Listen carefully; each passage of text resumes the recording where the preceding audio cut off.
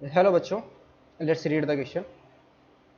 Question says if P1, P2 and P3 are respectively the length of perpendiculars from the vertices of triangle ABC to the opposite sides, then the value of P1 into P2 into P3 is A of A square into B square into C square upon 8R square, B of A square into B square into C square upon 8R cube, C of A square into B square into C square upon 8R to the power 4, D of A square into B square into C square upon 4 into R square.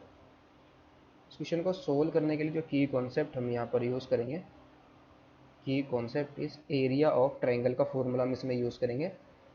Area of triangle A B C, ये हमारे पास क्या होता है 1/2 into base into height. इस फॉर्मूले को हम यहाँ पर यूज़ करेंगे. और एरिया ऑफ ट्रायंगल सेकंड यहाँ पर कॉन्सेप्ट हम किसमें क्या यूज़ करेंगे,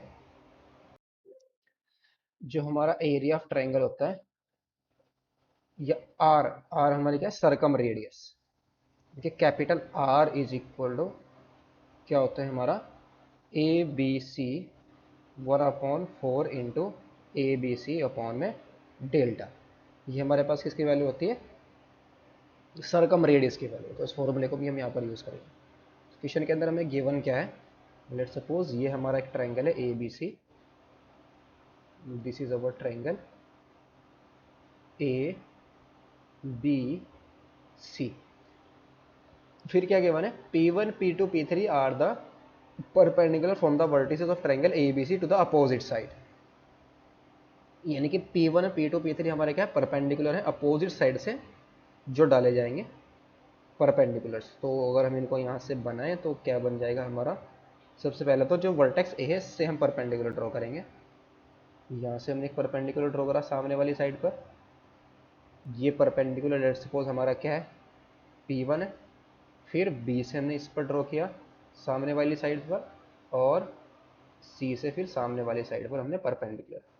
एक परपेंडिकुलर ये रहा, दूसरा ये रहा, तीसरा ये रहा. ये हमारा P1 है, दिस इज ये हमारा क्या है P2 है, और ये हमारा क्या है दिस इज P3. ये perpendicular P3. Let's suppose this point is D and this point is E and this point is F. इसके सामने की साइड क्या होगी A, ये साइड हमारी क्या होगी B, ये साइड हमारी क्या होगी C होगी.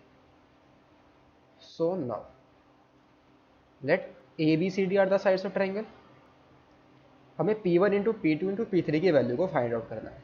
इसके लिए हम क्या करेंगे, नाउ एरिया ऑफ ट्रायंगल का area of triangle find out करेंगे. Area of triangle A B C, area of triangle A B C, इसको हम क्या ले लेंगे डेल्टा इज इक्वल टू कितना आएगा 1/2 इंटू बेस इंटू हाइट. अगर हम बेस क्या यूज़ करें बी सी, तो उसकी हाइट हमारे पास क्या हो जाएगी P1, तो ये कितना आ जाएगा 1/2 इंटू में बेस हमारा बी सी आ जाएगा, और हाइट हमारे से क्या हो जाएगी, हाइट हम इसे क्या ले लेंगे ए डी, और ए डी हमारा क्या है P1 है, तो 1/2 ए इंटू P1 आ जाएगा. Similarly similarly area of triangle A B C को फिर से फाइंड आउट करेंगे.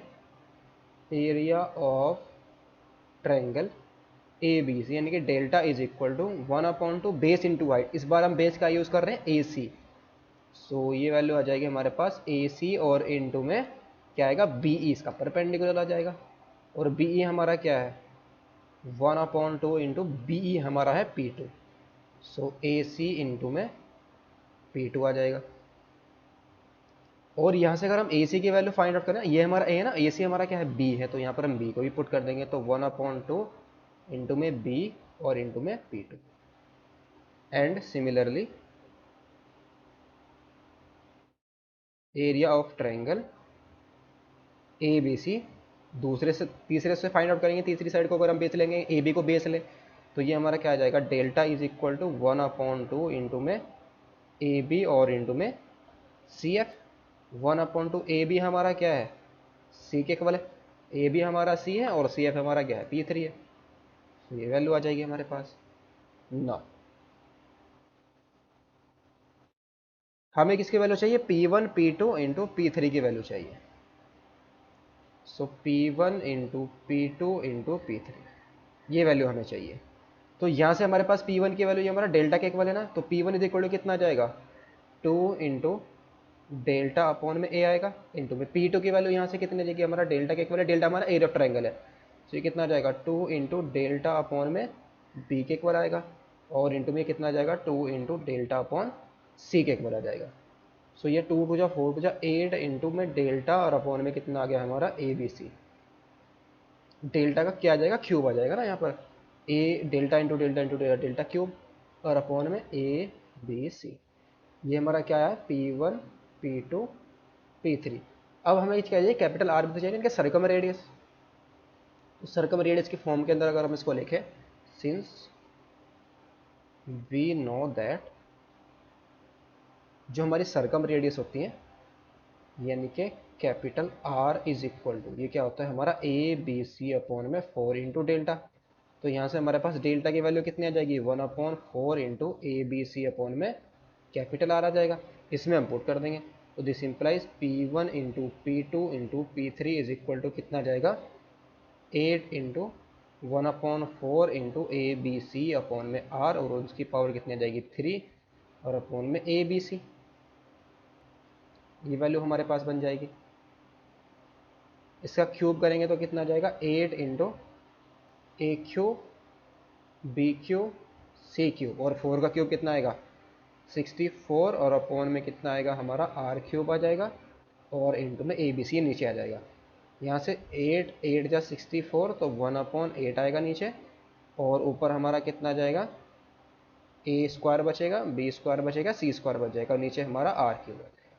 तो A square B square C square upon 8 R cube, ये वैल्यू हमारे आई इसकी P1 P2 इंटू P3 की। That is A square B square C square upon में 8 R cube, that is option B हमारा correct हो जाएगा। Hope you understood it well, best of luck, thank you.